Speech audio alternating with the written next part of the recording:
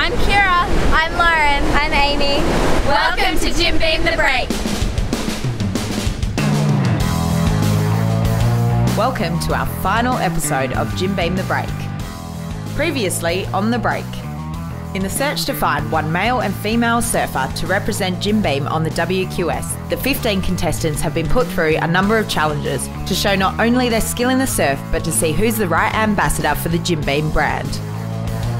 The Jim Beam Surf Tag Competition, Swell Net Synoptic Challenge, Rip Curl Expression Session, as well as the heats and semi-finals of the Jim Beam Pro are some of the challenges our surfers have faced. The judging panel have also been keeping a keen eye on all of the contestants throughout the competition, gaining insight into their true personalities. Now we move on to the finals of the Jim Beam Pro. After Angie Coops and Winnie Paul knocked Jess Grimwood out of the contention for a spot in the final, Britt Nicol and Sky Burgess went head-to-head with Britt coming up trumps. Our women's final lineup is Angie Coops in pink, Britt Nicol in green and Winnie Paul in white.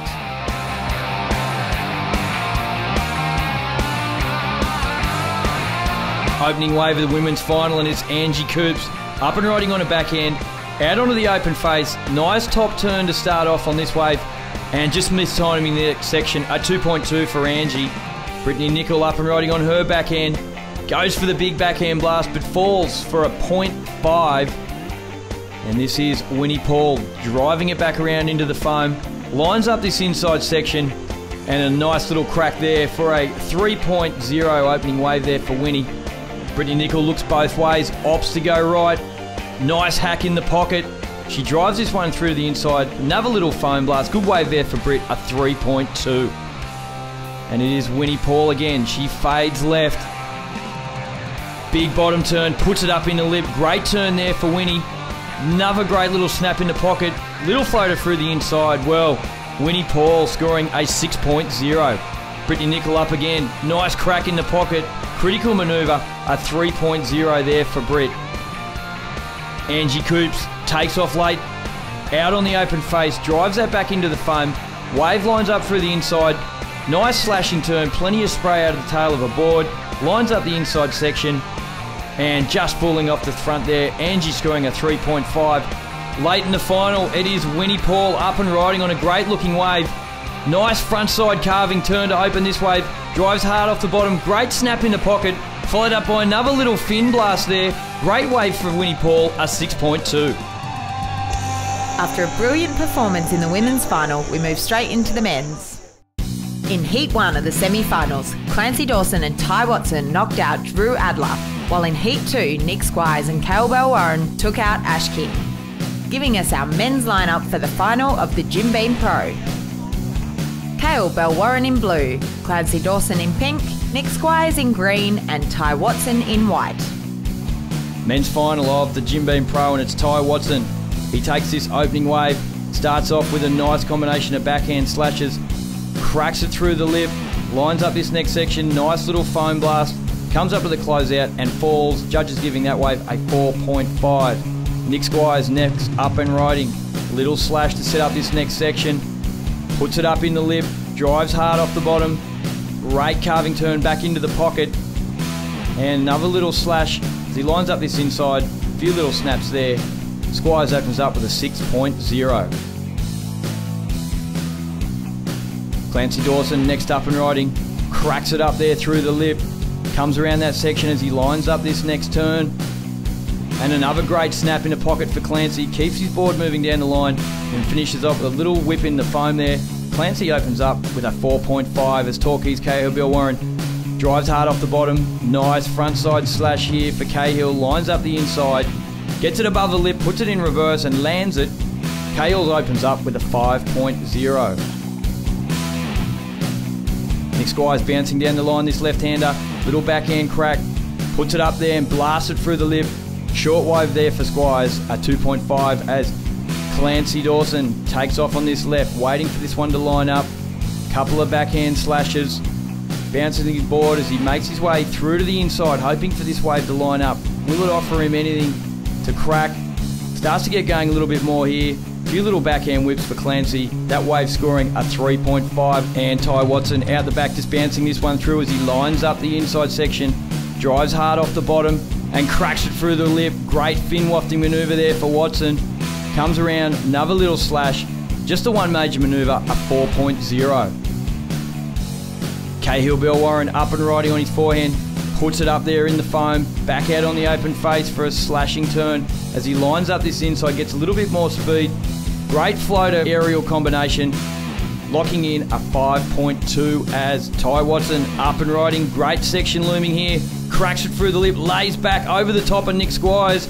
Out in the open face, wraps it back around into the pocket, lines up this next section and blasts it through the lip. Great wave there for Watson. The biggest wave score of the event, an 8.0. Nick Squires, he needs something big to take the win. Puts it out on the open face, wraps it back around into the pocket. Another powerful carving turn as he lines up the inside and cracks it through the lip for a layback snap. Great surfing there from Squires. The judge is liking that wave for a 7.5.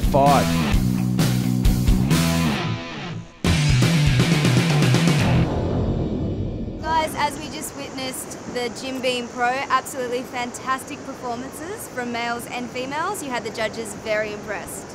I'm going to announce for you the women's. Third place, we've got Angie Coops on 5.7. Well done, Angie. In second place on 6.2, we had Britt Nickel. Well done, Britt. Which means congratulations, Winnie Paul. You won with 12.2. Massive score, so well done. Okay, in the men's, what a great final it was to judge. The lead changed on several occasions. We actually had the two biggest scores of the whole competition scored in the final. Ty Watson scored an 8.0 and Nick Squires a 7.5. So finishing in fourth position on 8.0 in the pink was Clancy Dawson. Third on 10.2 was Cahill Bell Warren in the blue singlet.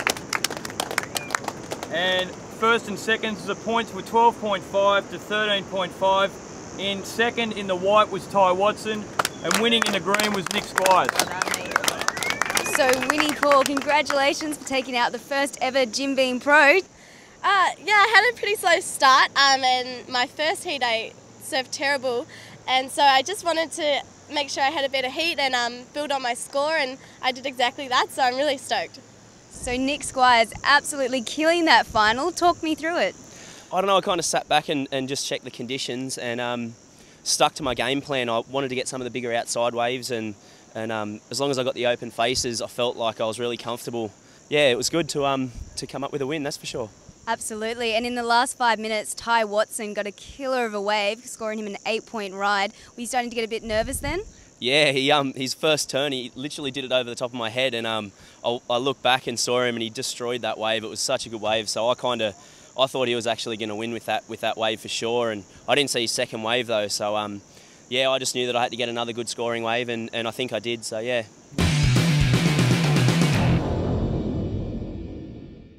It'd be undescribable if I was to win. I mean, just to represent a big company like Jim Beam and just to have the financial backing to actually do a year on the QS is something that I've never had before. I really love competing. I love putting myself against the hardest guys, and you know, surfing's a great lifestyle. It keeps you fit, it keeps you healthy. It's good to focus on something, and you know, my son seems to be a real sporty sort of guy, and I guess if I can be a role model for him to get out there and chase what you want, then I think I'm doing right. If this did come through and come out my way, I wouldn't have to be doing all the work to save up money so I can go to the next event.